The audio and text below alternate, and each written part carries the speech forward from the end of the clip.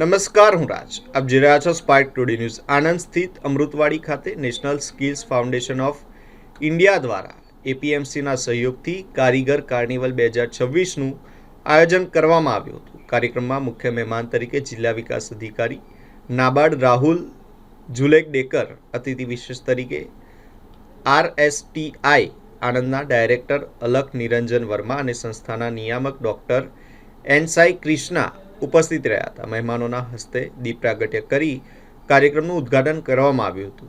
આ પ્રસંગે સંસ્થાના સફળ ઉદ્યોગ સાહસિકોએ પોતાની પ્રેરણાદાયક સફર રજૂ કરી હતી. ઉપસ્થિત મહેમાનોએ ઉદ્યોગ સાહસિકોને માર્ગદર્શન આપ્યું અને સંસ્થાના પ્રયાસોને બિરદાવ્યા હતા. કાર્યક્રમ દરમિયાન ઉદ્યોગ સાહસિકોને પ્રમાણપત્રો આપવામાં આવ્યા તેમજ ઇન્ક્યુબેશન સપોર્ટ હેઠળ મશીન અને સાધનોનું વિતરણ કરવામાં આવ્યું હતું. અંતે મહેમાનોના હસ્તે સ્ટોલ્સનું રિબન કાપી પ્રતિકાત્મક ઉદ્ઘાટન કરવામાં આવ્યું અને સ્ટોલની મુલાકાત લઈ ઉદ્યોગ સાહસિકોને પ્રોત્સાહન આપવામાં આવ્યું હતું. તમારું નામ ને આજે પ્રોગ્રામ કરો છો?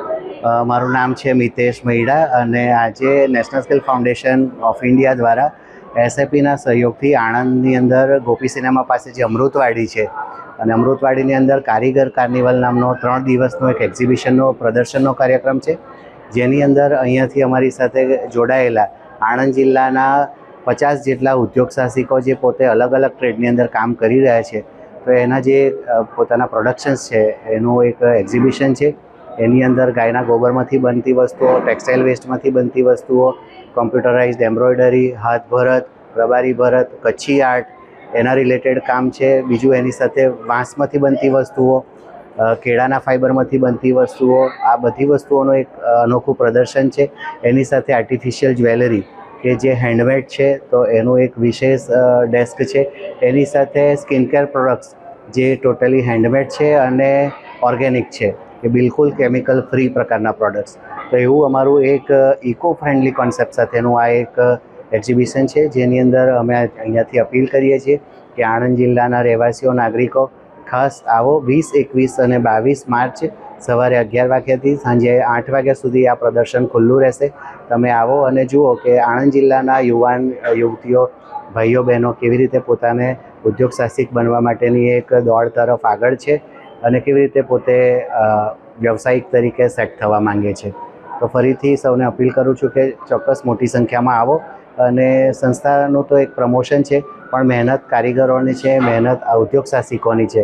તો આવો અને જુઓ, એમની મહેનતને બિરદાવો અને તમને પસંદ પડે તો એમની પાસેથી કોઈ વસ્તુઓ ખરીદવા માંગો તો પણ તમે ખરીદશો.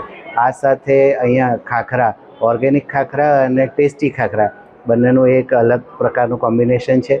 તો એને પણ તમે આવો અને ટેસ્ટ કરો અને જુઓ કે જે તમારા હેલ્થ માટે પણ ખૂબ ઉપયોગી થશે. તો આવો, વેલકમ છે. મારું નામ ભાવના સોલંકી છે. હું ખંભાત તાલુકાના ઉંદેલ ગામથી છું. અને પહેલાં તો એમ કહેવાય કે 0 થી હીરો સુધીનો સફર મારો, જેમાં સહયોગ સૌથી વધારે મળ્યો હોય તો NSFIનો.